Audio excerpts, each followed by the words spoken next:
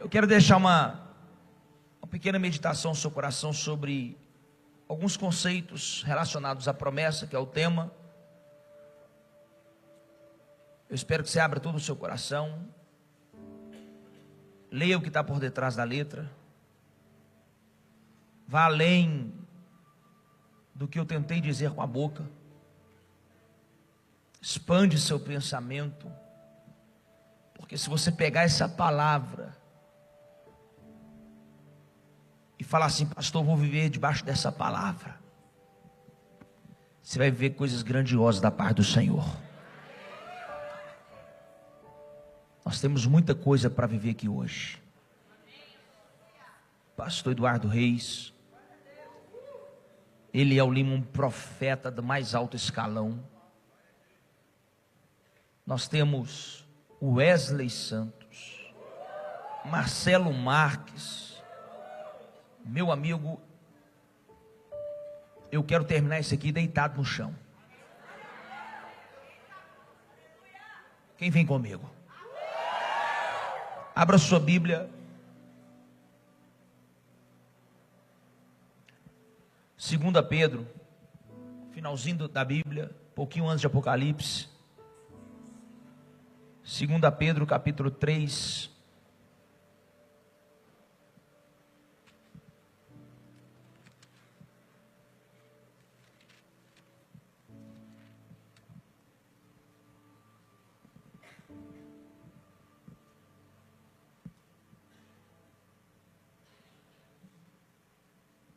Versículo 1 em diante. Podemos?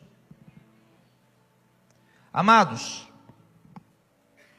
escrevo-vos agora esta segunda carta, em ambas as quais desperto com exortação o vosso ânimo sincero. O vosso ânimo sincero.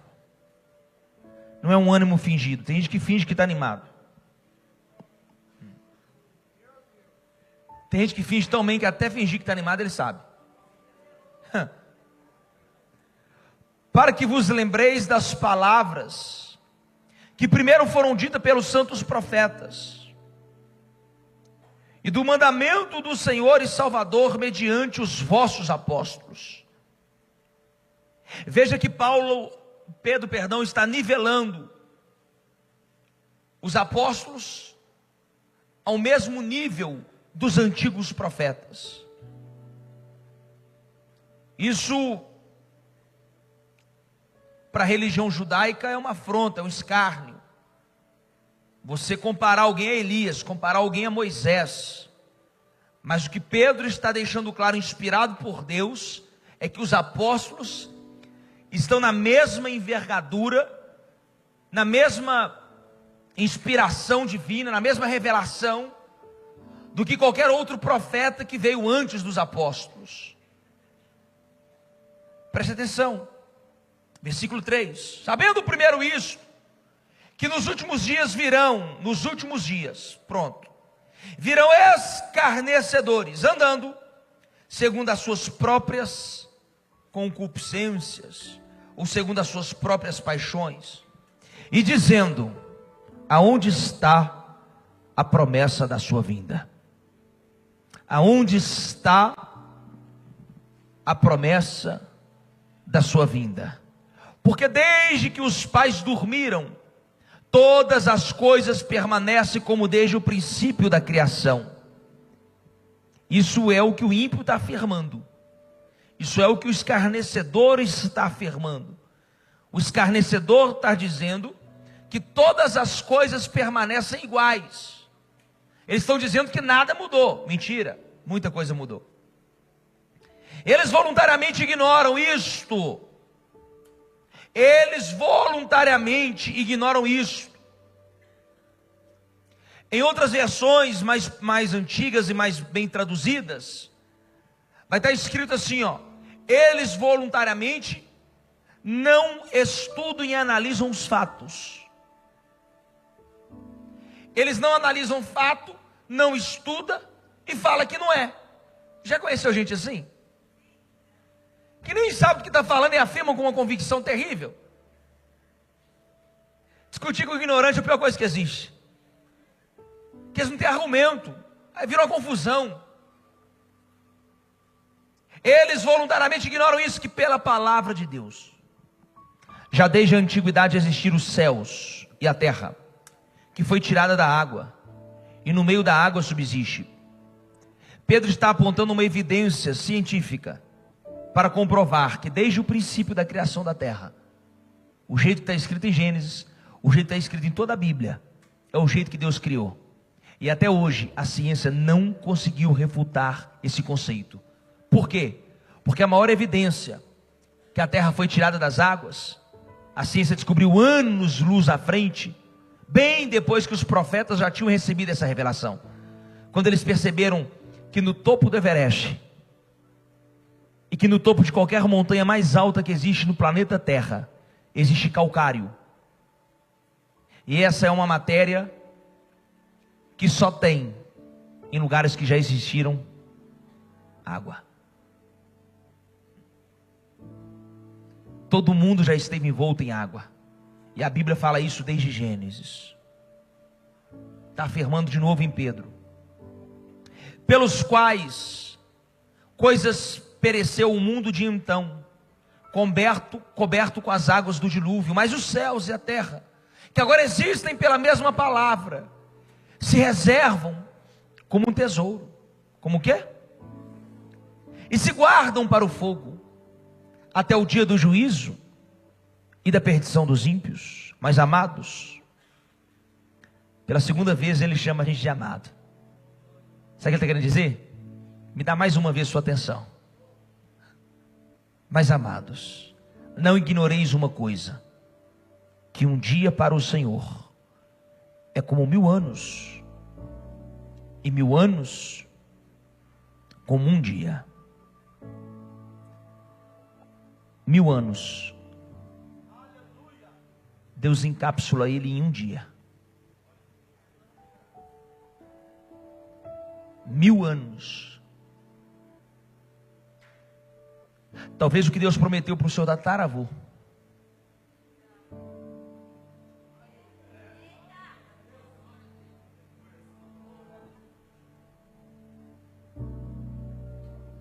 você nem sabe por que você está vivendo bênção. É porque numa conferência, há uns 300, 400 anos atrás, tinha um ancestral seu lá. Um profeta falou para ele: sua família será família de sacerdotes, sua família será família próspera, família de reis, de príncipes. Aí você nem sabe por que as coisas estão acontecendo na sua vida. É porque tem coisa, irmão, que Deus já prescreveu e você nem sabe que existe. Vocês estão aí? Diga amém. O Senhor não retarda a sua promessa. Versículo 9 é o mais importante, e é aqui que eu quero meditar. O Senhor não retarda a sua promessa. Vou falar pela terceira vez. O Senhor, preste bastante atenção nisso, não retarda a sua promessa, ainda que você a tenha por tardia. O Senhor não retarda a sua promessa, ainda que você esteja dizendo: Deus está demorando. Por que não aconteceu ainda? Mas é longânimo, é o quê? Para convosco, não querendo que alguns se percam, senão que todos venham a arrepender-se.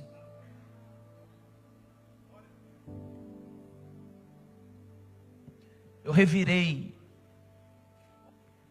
a minha cabeça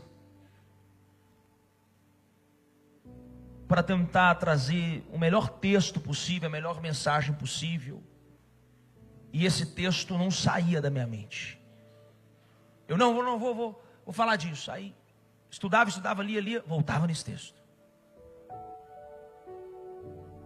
Até ontem à noite eu te mostro um esboço, está no meu celular, uma mensagem de Eliseu: os perseguidores da promessa.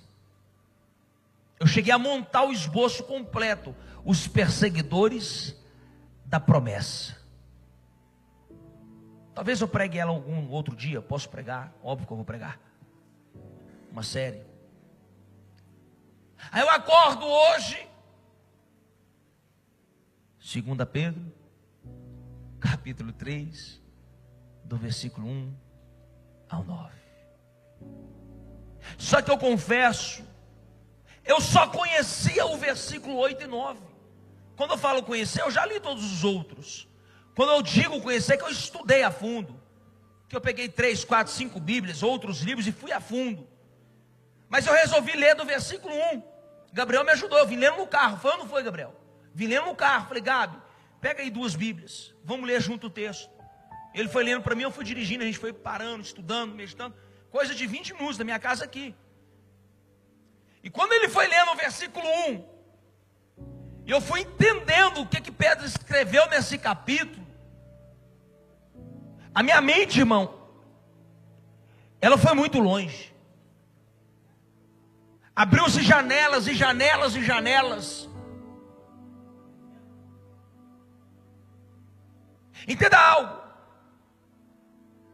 Deus, quando faz uma promessa, quando Deus diz que vai acontecer algo, quando Deus libera uma palavra, seja sobre Israel, sobre a igreja ou sobre a sua pessoa, porque existem 3 níveis de promessa. Vamos lá, Israel, fala Israel, a igreja e o indivíduo. Então existem 3 níveis de promessa. Nem toda promessa é para você como indivíduo. Tem muitas promessas que é para Israel como nação. Nem toda promessa é para Israel como nação. Tem promessas que são somente para a igreja. E tem promessas que para mim é um nível mais baixo, alcança a nossa vida como indivíduo. Pastor, por que muitas vezes eu não vivo promessas? Porque o nível que dá promessa para mim e para você é o nível mais baixo. Não se escandalize, porque o plano de Deus é um plano global.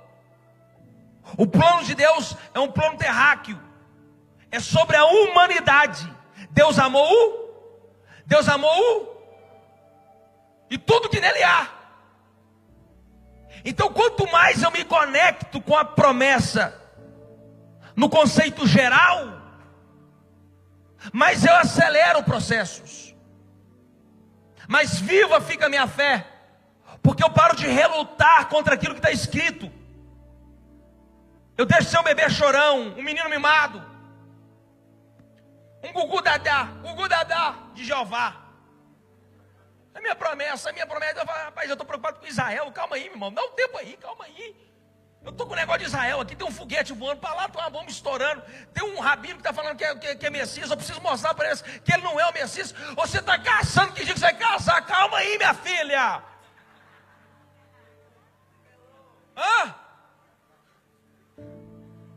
A gente se apega nos negócios e Deus está assim, gente, eu tenho meu Deus do céu. Deus tem uma promessa para a igreja.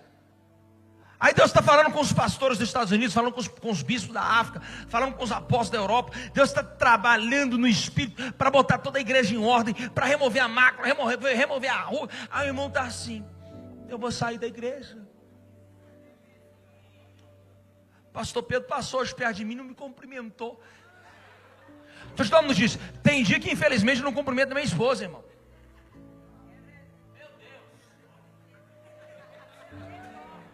Se a motivação da sua promessa é um pastor te cumprimentar, que nível de fé que você tem? Eu, se me cumprimentou, não me cumprimentou, me viu, não me viu, me chamou, não me chamou, me conhece, não me conhece, eu sei que aquele que habita em mim é muito maior do que qualquer outra coisa. Não estou preocupado com essas coisas não. Tem coisas maiores, mais importantes, mais relevantes. A gente se remoe por coisas muito pequenas. Ei, existem promessas tão grandiosas e você está pensando tão pequeno. Deus está falando que vai fazer um avivamento no Brasil. Você quer ter uma célula com 15?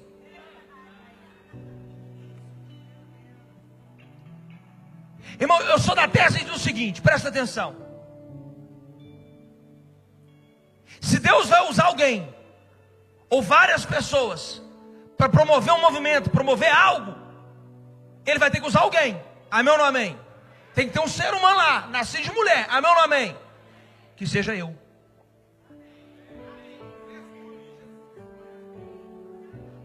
Por que todo mundo pode fazer parte do plano de Deus e só eu que não? O que nós estamos vivendo nessa conferência faz parte de um plano de Deus para a nação brasileira. Eu profetizava isso quando a igreja tinha 5 pessoas, 10 pessoas, 15. Até hoje tem algumas pessoas que têm dificuldade de entender. Só que nós estamos sendo empurrados. Nós estamos avançando. Eu não estou preocupado se Fulano acreditou ou não que essa igreja foi escolhida. Eu tenho certeza que essa igreja, que eu, que você, que nós fomos escolhidos. Eu não preciso de aprovação do homem. Deus já liberou uma palavra ao meu e ao seu respeito.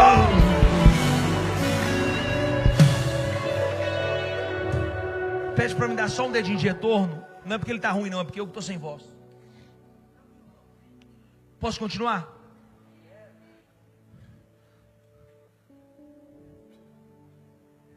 Sabendo primeiro isso, que nos últimos dias virão escarnecedores, virão o quê? Até quando você vai ficar dando ouvido ou sendo o próprio escarnecedor que não acredita na promessa? Deixa eu contar alguns casos de alguns escarnecedores. Eliseu, o profeta, liberou uma palavra sobre Israel. Israel estava sitiada pelos seus inimigos, já havia muitos dias. Naquela época, quando você sitiava uma cidade, a cidade não conseguia plantar, não conseguia regar, não conseguia colher, não conseguia fazer comércio. Então, em 1, 2, 3 semanas, aquela cidade entrava em colapso. Olha para mim aqui, olha para mim aqui. Aquela cidade entrava em? Em muitos poucos dias entrava em colapso. Em muitos poucos dias entrava em colapso.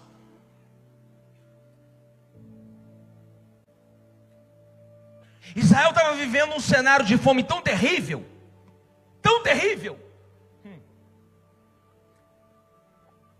que uma mulher combinou com outra. Hoje eu mato meu filho. Canibalismo, está na Bíblia. A gente come ele.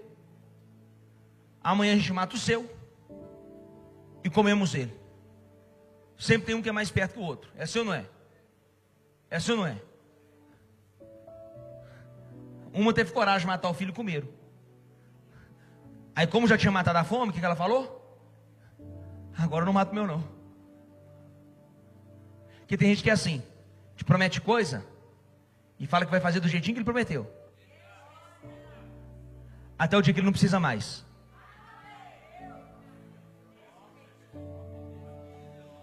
Até o dia que a vontade dele já foi saciada. Até o dia que a fome dele já foi encerrada. Aí aquilo que ele te prometeu no início, ele não consegue sustentar até o final. Por isso que a Bíblia vai dizer: não faça voto que não esteja disposto a cumprir, porque o anjo do voto vai cobrar. Olha para mim. Olha para mim. Aqui as mulheres começaram a arrumar uma confusão em Israel. Já não bastava o problema da fome, agora o rei vai ter que julgar a causa de 2 mulheres. Que uma loucura, né, comadre? Eles estavam vendendo uma cabeça de jumento. Irmão, jumento primeiro é um animal imundo. O judeu não come, não toca, nem tem. Para se criar um jumento, tem que se matar uma ovelha. Toda vez que um jumento nasce, para o dono ficar com o jumento, ele tem que oferecer uma ovelha, um sacrifício no local, no lugar, para santificar aquele animal impuro. Vocês estão aí ou não? Vocês estão aí ou não? Porque para todo jumento poder viver, um cordeiro tem que morrer. Alguém entendeu? Alguém não entendeu que ele é o próprio jumento. Pastor, você me chama de jumento?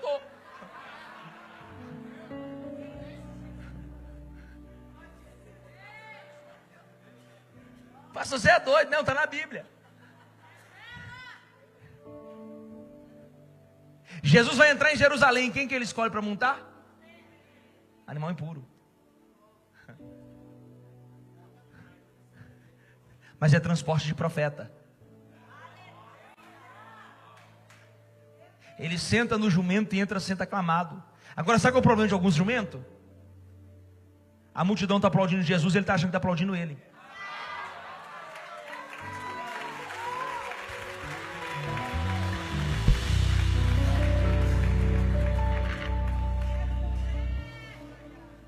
Hã? Quer que eu te mostre que Deus usa jumento? Fala, quero. Quer mesmo? Balaão. Quem tem coisa que o profeta super espiritual, super saiyajin não vê, mas tem jumento que vê. Vou parar aqui que a mensagem não é do jumento. Outro dia eu prego a mensagem do jumento. Tem as 6 coisas que devemos aprender com o jumento. Te entreguei 2. Para todo jumento nascer, um cordeiro tem que morrer. Quer a terceira? Não vou dar não, porque senão eu vou perder muito tempo. Não. Preste atenção.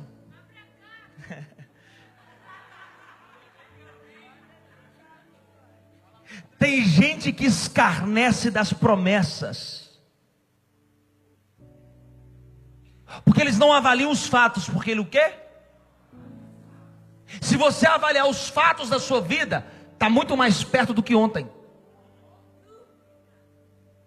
Se você avaliar de verdade os fatos da sua vida, talvez você já esteja vivendo a promessa e não está sabendo. Se você avaliar os fatos, porque a gente fica sempre, cadê a promessa, cadê a promessa? Irmão, será que você já não está na promessa? Você já casou, já tem filho, já prosperou, já abriu empresa, já conheceu nações, já pregou para multidões. O que mais você está achando que tem para você nessa terra? Você já está vivendo a agenda de Deus. A promessa não é um lugar que eu vou, é alguém que eu conheço. Eu sei que é difícil entender isso. A promessa não fala de um lugar, a promessa fala de uma pessoa. Ele é a promessa. Quando eu estou em Cristo, eu já estou na promessa. Eu não preciso de mais uma promessa. Eu não preciso de 2, 3. Em Cristo Jesus, todas as coisas se completam, todas as coisas se convertem, todas as coisas se comunicam. Eu estou dizendo, Ele é a promessa máxima. É nele, está nele, é dele. Será que alguém pode adorar? Será que alguém pode fazer algum barulho? Está em Jesus Cristo. Uau!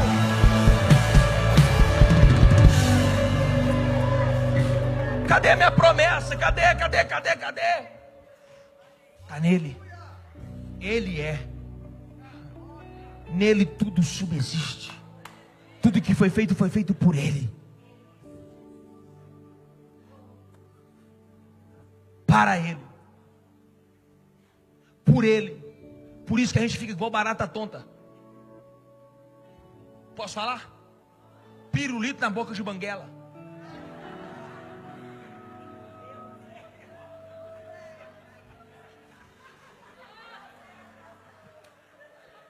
Posso falar? 3 amigos me perdoam. Piolho na careca. Fica assim, ó. Ó.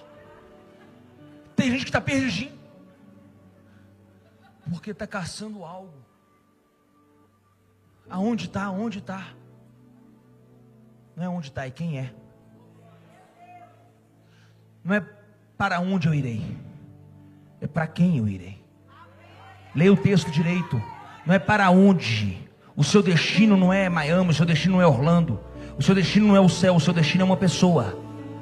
É se tornar um com Ele, é conhecê-lo, é sentar à destra, é se tornar amigo, é ter relação, seja no Éden, seja no deserto, seja no mais alto céu, seja no mais profundo mar. É Ele que você deve buscar, é dele que você deve se encher. Ele era o antes, Ele é agora, Ele é depois, Ele é o alfa, Ele é o ômega. E não entenda de uma vez por todas, tudo se converte em Cristo. Pastor, como que eu descubro a minha promessa? Conversa com o dono dela. Negócio que você quer ler horóscopo, peguei. Mapa astral, vai pro inferno.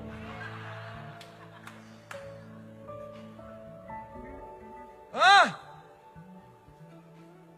Bate tarô. A energia, põe a mão, vai pra mão pra lá, a mão pra cá, põe energia, vai. Hã? Imita macaco no meio do mato, aí fica uns caras assim, ó. chá de cogumelo, chá de não sei o quê. Como é que chama aquele negócio que o povo toma ayahuasca? Irmão, quanto tempo você tem gastado com Jesus? Quanto tempo você tem buscado a Ele? Quanto tempo você tem deixado Ele dar a mão para você? Fala assim: eu te mostrarei coisas que nem olhos viram. Eu te contarei coisas que ouvidos não ouviram. Eu vou sussurrar na sua alma coisas que não desceu ao espírito do homem. Eles estão dizendo que todas as coisas continuam iguais. Não, Deus está dizendo que existem coisas que olhos não viram, que ouvidos não viram, que ainda não desceu ao coração do homem. Irmão, sabe o que Deus está dizendo? Sempre existe uma novidade. Sempre existe uma novidade. Sempre existe uma novidade. Deus tem algo novo. Deus tem algo novo.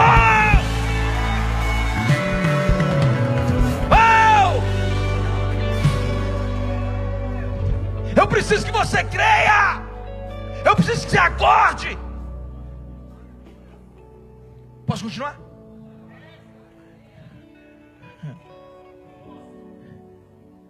Porque desde que os pais dormiram, todas as coisas permanecem como desde o princípio da criação. Já te mostrei que é mentira. Te dei inúmeros fatores que já mudou muita coisa. Eles voluntariamente ignoram isto, que pela palavra de Deus já desde a antiguidade existiram os céus e a terra.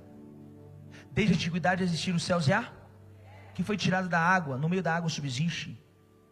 Vai comigo em Gênesis 1, capítulo 1, versículo 1, 2 e 3. Pastor Eduardo, seja muito bem-vindo, amigo.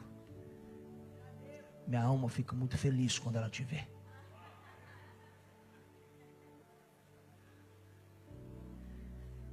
No princípio criou Deus os céus e a? No princípio criou Deus os céus e a? Então Pedro está citando esse momento. Amém ou não amém? Amém ou não amém? A terra era sem forma e vazia. Naquele momento, a terra era sem forma e havia trevas sobre a face do abismo. Agora, olha que engraçado. No mesmo lugar que tinha trevas, o Espírito de Deus se movia sobre as águas. Como que pode num lugar que tem trevas, o Espírito de Deus está movendo? Calma. E disse Deus: haja, e houve. Essa terra na verdade não é a terra que Deus criou. Essa é uma terra que fora corrompida. É uma terra que tinha sido destruída. Como eu estou pregando para a minha igreja, a maioria já sabe. Com a queda de Lúcifer, com a expulsão dele dos mais altos céus, do monte santo do Senhor, do monte da congregação. Quando ele é expulso, Jesus vai dizer lá em Lucas 10: eu te vi caindo como um raio. Eu te vi o quê? Eu te vi o quê? Então se Jesus viu Lúcifer caindo, ele é.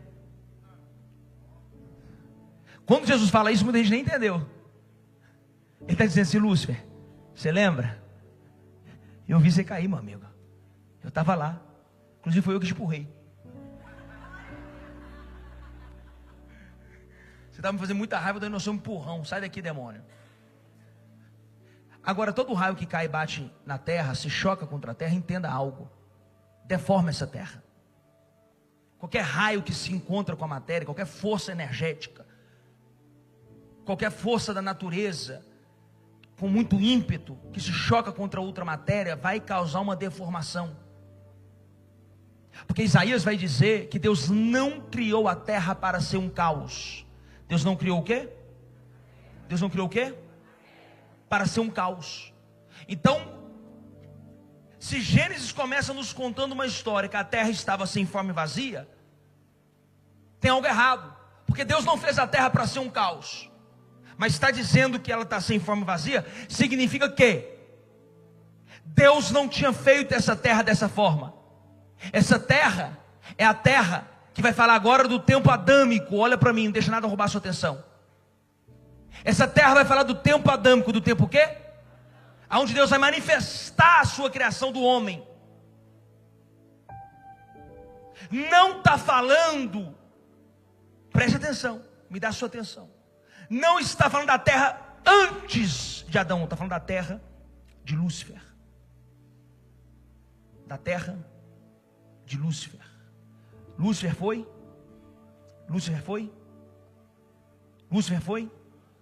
expulso. Lúcifer foi expulso. Choca contra a terra e a terra se deforma. Toda deformidade que tem na sua vida é consequência de uma queda.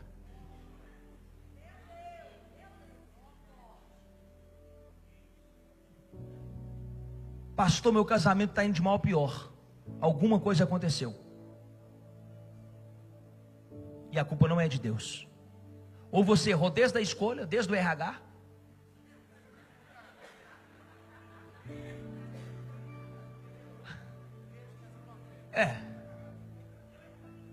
E aí, pastor, está um caos aí. Então agora é só pelo Espírito. Então busque o Espírito. Que o Espírito paire sobre a sua casa. Eu quero que você entenda que a sua vida não foi feita para ser um caos. Deus não te criou para ser sem forma e vazio. Deus não te criou para viver uma vida em vão, uma vida inútil. Tudo que talvez esteja acontecendo é só um processo. Porque motivo da queda, talvez estamos ainda sofrendo algumas consequências dessa queda.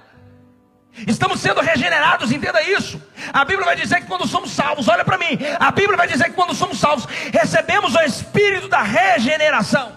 Olha para mim, quando somos salvos, recebemos o Espírito da regeneração. Eu só regenero o que já foi gerado. Geração, já foi gerado. Regeneração é reger novamente, é fazer novamente, conforme tinha sido gerado. Deus, quando está com o Espírito pairando sobre a terra, primeiro Ele restaura o lugar da habitação. Primeiro Ele restaura o quê? Primeiro Ele restaura o quê? Mas a obra não é na terra. A obra final de Deus é no homem. Só que o homem também caiu. Por isso a necessidade de ser regenerado. O que está acontecendo comigo e com você nessa conferência é uma regeneração do propósito original da parte de Deus. Será que você pode entender isso e celebrar isso de alguma forma?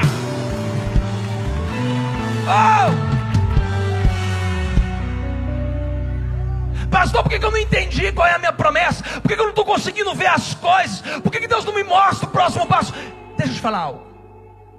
Michelangelo, um dos maiores escultores, um dos maiores artistas, um dos maiores homens, uma genialidade gigante, ao ponto que o Vaticano contrata e ele pinta todo o teto da Capela Sistina, que é uma obra de arte, seja ela idólatra, do capeta, não sei, mas que é uma obra de arte, é. Michelangelo teve a sua terceira maior obra, que foi a estátua de Davi. Que foi o quê? Ele trabalhou nessa obra por alguns anos, em seu ateliê, em uma cidade pequena da Itália. Michelangelo não permitia ninguém, quando eu falo ninguém, é ninguém, ver ele trabalhando naquela escultura. Porque todo artista, ele quer gerar algo para você. Me pergunta o quê? Um impacto. Todo artista, quando pensa em um produto, em um quadro, quando um arquiteto, um designer, pensa numa casa, em uma loja, ele quer te gerar um impacto. Ele quer olhar nos seus olhos e ver os seus olhos lacrimejando, o seu sorrindo se abrindo e dizendo: meu Deus, ficou muito mais bonito do que eu pensei. O problema é que em vez de contratar artista, a gente contrata tranqueira. Mas quando você contrata um artista, quando você investe pesado, olha para mim, olha para mim. Eu vou pedir só uma coisinha, para deixar só a nossa equipe movimentando por agora, para não me atrapalhar na palavra. Olha para cá. Esse artista, ele não vê uma pedra de mármore. Se você e eu chegarmos agora em uma marmoraria aqui na Avenida Barão de Melo, Você vai ver um bloco de mármore, e você nem vai saber que é um mármore. Você vai achar que é brita, que é cascalho, porque o aspecto dele é robusto, é grosso. Tem alguém aí? Se você que não estudou arquitetura, engenharia, chegar em um lote que é uma pirambeira, você vai falar assim: mas que lote feio, que pedaço de terra ruim. O artista fala assim: que lote maravilhoso. Menino, era tudo que eu precisava, era um pedaço de terra desse. Aí você fala assim: eu quero ver. Aí ele: me dê tempo e dinheiro. Tem isso. Mas esse não é um problema para o autor e consumador, para o designer mais inteligente, para o mestre, a ponto que a maçonaria vai dizer e vai chamá-lo de arquiteto do universo. Calma, segura. Aí você deve estar pensando: a minha vida está sem forma e vazia. A promessa está demorando. Mas tem um artista em seu ateliê, que toda vez que ele sai desse ateliê, ele joga uma capa por cima dessa obra, para que nem os seus funcionários vejam essa obra, para que nem os anjos percebam. Ao ponto que a Bíblia vai dizer que Jesus era um mistério oculto em Deus. Deus trabalhou em um ser, nele mesmo.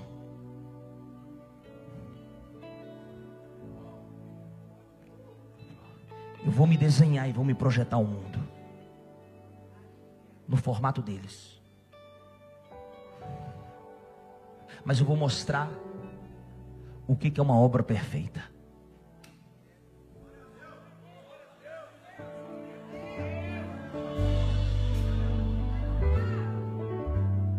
Você está no ventre da sua mãe. Você está onde? Parece coincidência, mas não é. Porque o ciclo de Deus só se repete. Parece coincidência, mas não é. Você começa como uma sementinha. A ciência fala um pequeno átomo. É, uma sementinha. Cresce. Tem coisa que já está crescendo, só ainda não estão vendo. Deixa eu ser profeta. Levanta a mão direita, mas levanta a mão esquerda. Já tem muita coisa acontecendo, já tem muita coisa sendo gerada. Você já não está mais do tamanho que você era. Você já desenvolveu, cresceu, avançou. Olha para mim, deixa eu ser profeta. Mas tem algo acontecendo que Deus está protegendo com camadas e camadas, para que não seja abortado, para que não seja saqueado, para que não seja morto o projeto de forma prematura. É por isso que ele está escondendo, mas está crescendo. Será que alguém pode crer? Será que alguém pode crer? Está crescendo, está crescendo, está crescendo, está crescendo, está crescendo, está crescendo. E eu creio, grandes coisas estão por vir, e grandes coisas vão acontecer aqui.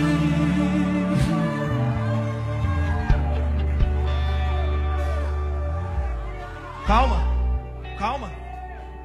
Dentro desse ventre tem um líquido. Tem um quê? Como é que chama esse líquido? Amniótico. Líquido amniótico. Em Gênesis 2 diz que aquilo que estava sem forma e vazio estava envolto por uma capa de água, por um espelho de água, e o Espírito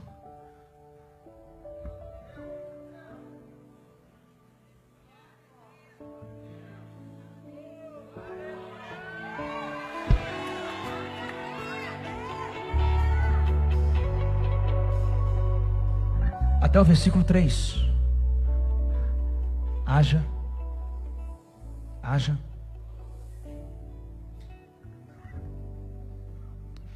Trevas e luz caminham muito próximo. A Lagoinha, para mim, é a igreja mais referente do mundo. Do outro lado, Pedreira Prado Lopes, a Cracolândia da cidade.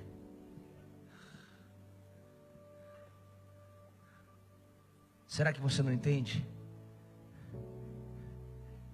que luzes e trevas estão muito próximos?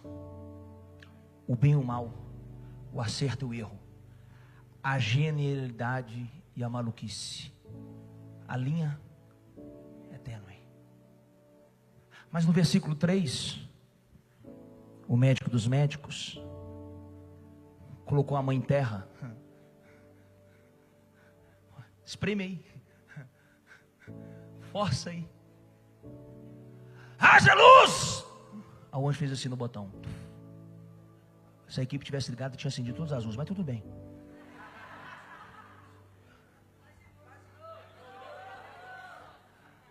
Haja.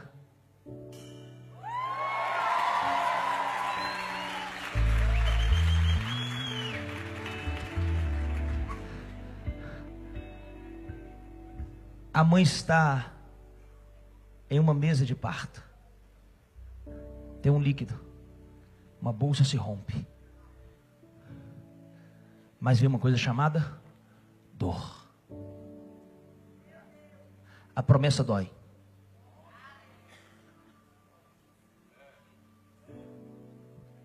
Me pergunta que hora que dói. Quando você pensa que está pronto. Quando você julga, está tudo pronto. Pois é, mas agora você vai ter que romper muita coisa. Vou entrar. Porque agora existem camadas. Seja por parto natural ou por cesárea, até a cesárea tem que romper algumas camadas da pele da mulher. Nascer algo dói, porque você vai ter que romper com o medo.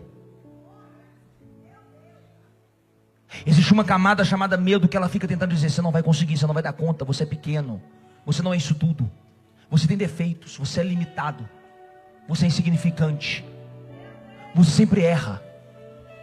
Aí você rompe o medo, aí daqui a pouco vem a inveja, aí vem uma camada de inveja, todo mundo se opondo, todo mundo torcendo contra, todo mundo se sabotando. Aí vem a camada da falta do recurso. Eu tenho a ideia, eu tenho a visão, estou pronto, mas eu não tenho recurso. Aí eu começo a lutar igual um louco, batalhar igual um louco. Aí perde dinheiro, alguém te rouba, toma prejuízo, hackeia Instagram. São camadas, porque está nascendo algo. Porque você está empurrando e está dizendo: sai das trevas, sai do esconderijo, sai desse lugar que não te pertence.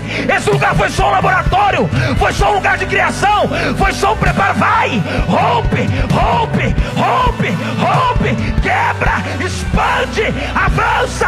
Mas não para, não para, não para, não para, não para, mãe. Coloca mais força, mãe. Coloca mais força, mãe. Coloca mais força, mãe. Vamos, gera. Ei, profeta, gera. Vamos, pastor, gera essa igreja, gera esse ministério, gera essa chamada. Vamos, meu filho, gera. Não para nas camadas. Avance, avance. Haja luz, haja luz, haja luz. Vai brilhar, vai nascer. Eu quero viver algo novo. Faz meu coração, faz meu coração arder de dor. Fazendo todo medo desaparecer, trazendo sobre mim um novo amanhecer. Eu quero viver algo novo. Bate na mão de duas pessoas maravilhosas e fala assim: está nascendo.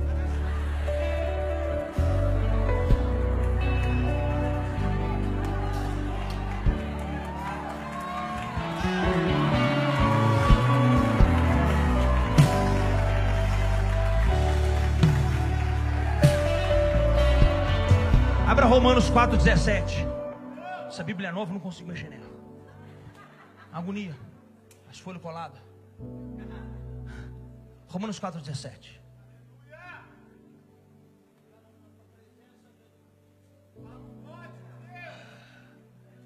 Como está escrito: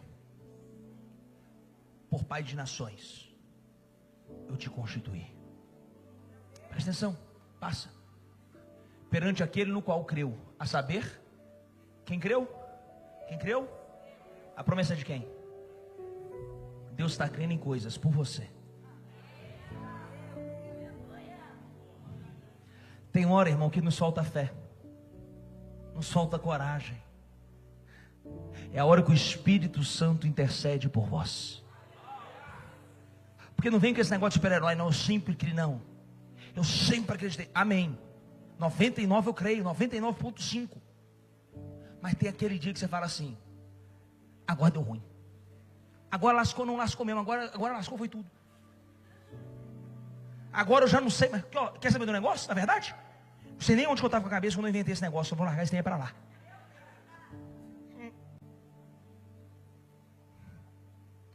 Pastor, eu é minha testemunha. Um dia eu mandei no grupo dos líderes. Foi. Falei, vocês cuidam da igreja aí. Você lembra disso? Lembra ou não lembra? Falei, você faz o que vocês quiserem. Aí me mandaram assim no grupo. Mas isso. Eu falei assim, irmão, você não entendeu? Faz do jeito que vocês quiserem. Eu estava tão mal. Eu estava tão desnorteado. Eu estava tão abalado que eu falei assim: qualquer um cuidar da Boa Nova tá bom. Eu não vou lá mais não. Tenho testemunhas. Que alguém olha para cá e pensa: que homem forte, que homem sábio, que homem poderoso. Não, sai daí, irmão. Eu não quero essa glória. Eu quero continuar dependendo.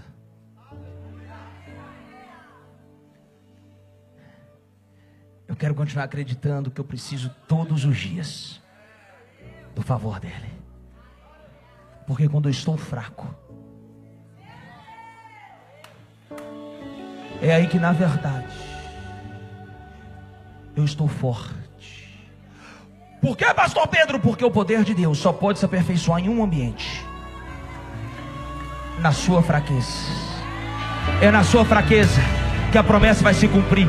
É na sua fraqueza que as pessoas vão dizer: só pode ser Deus. É na sua fraqueza que eles vão dizer: não tem outra explicação se não for a ação do Espírito Santo. É na sua fraqueza que muitos vão olhar e vão dizer: como pode ter isso acontecido? E aí, por você ser fraco, você vai dizer: foi ele, tudo dele, para ele, somente ele, a ele a glória.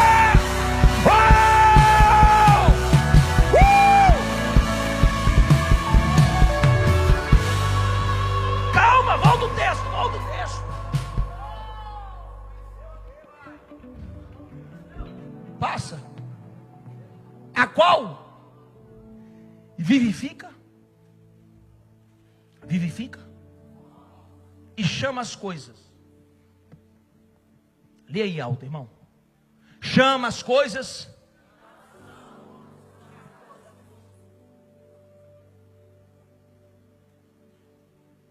Chama as coisas que não são como já se fossem.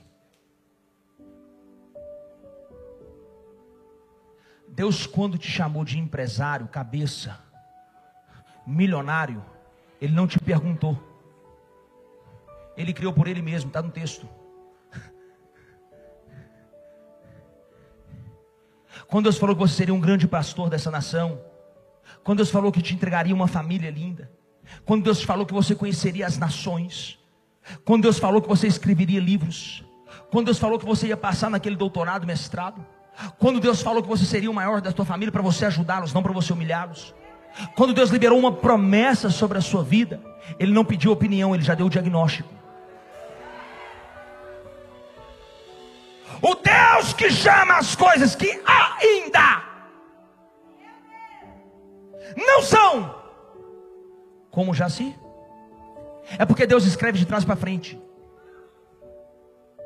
Na verdade, quando Deus escreve o começo, não é o começo, é o final. Tem alguém comigo? Tem alguém comigo?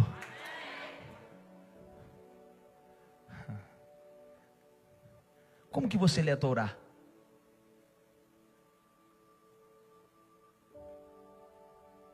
Como que se lê a Torá? De trás? De trás?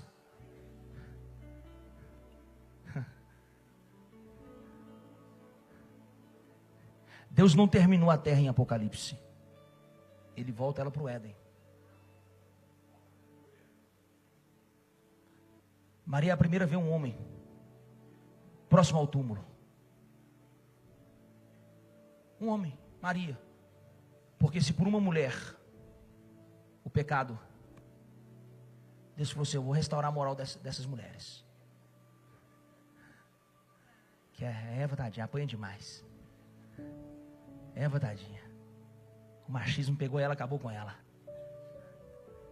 Eu vou dar uma moral para a mulher. Não vai ser Pedro, não vai ser João, não vai ser Tiago, não vai ser Felipe, não vai ser Natanael, não vai ser ninguém. Maria. Maria. Porque procura entre os mortos, pensando Maria ser o jardineiro. A primeira aparição de Jesus na sua ressurreição foi em um jardim. Alguém pensou ser o jardineiro. Ela não pensou errado. Ela viu o ministério que ele estava cumprindo naquele momento. A restauração do Éden. Há uma promessa. Deus não tem ela por tardia. É você que tem.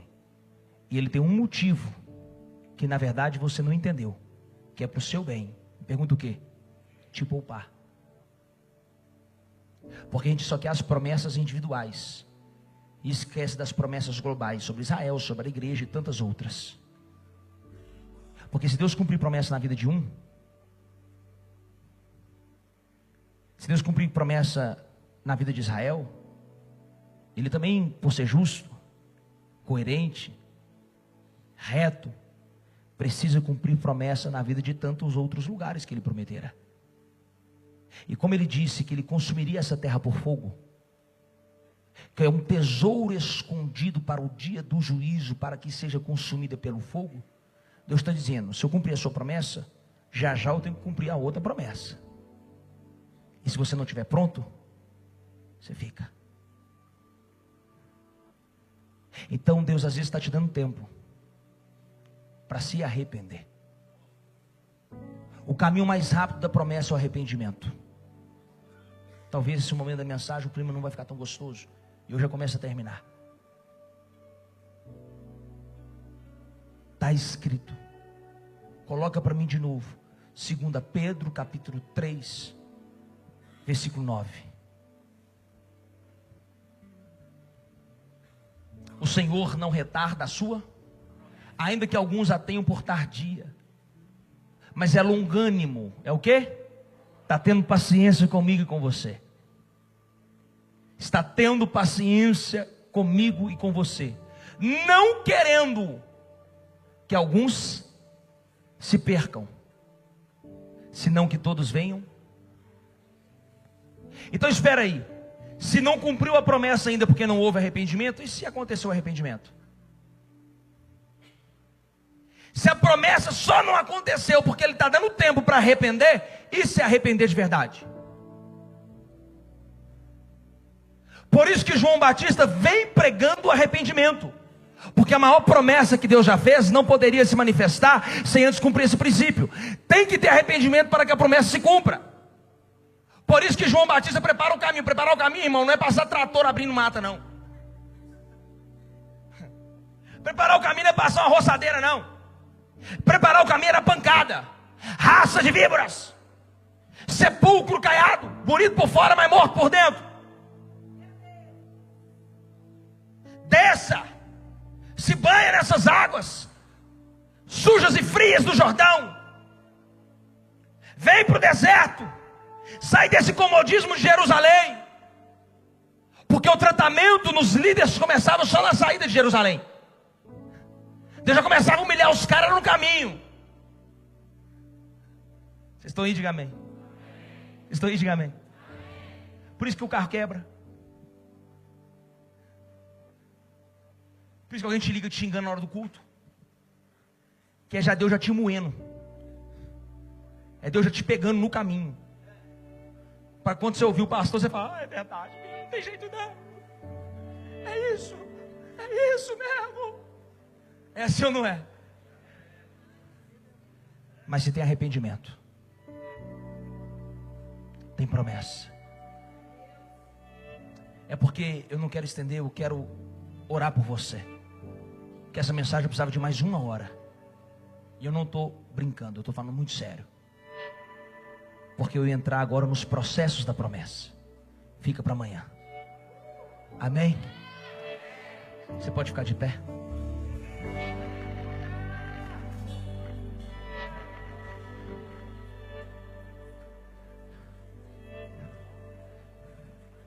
Não adianta eu ficar profetizando aqui, pulando, revelando, salpicando, se antes a gente não tiver um momento de reflexão. Você precisa entender que não é no seu tempo. Não é no seu tempo. Está sendo gerado. Eu demorei 10 anos para entender que aquilo que Deus já tinha colocado em mim, ele ia se cumprir. Mas precisava de um processo. Precisava ser gerado, formado, desenvolvido, estruturado, para suportar. Porque senão não suporta, senão não aguenta. O que Deus colocou em você é a primazia. O que Deus colocou em você já é o poder. O que Deus colocou em você, irmão, tudo que você sonha, tudo que você imagina, é porque Deus está dizendo, dá para se cumprir. Pastor Emerson mexeu com a minha fé. O Deus que faz as coisas invisíveis se tornar visíveis. Talvez hoje você tenha só a ideia, só o conceito, só a visão, só o projeto, mas é tudo que você precisa. Pastor Pedro, para você resume uma palavra, uma frase. O que é a promessa? É uma bússola, é um Waze, é um GPS do seu destino que Deus instala na sua mente.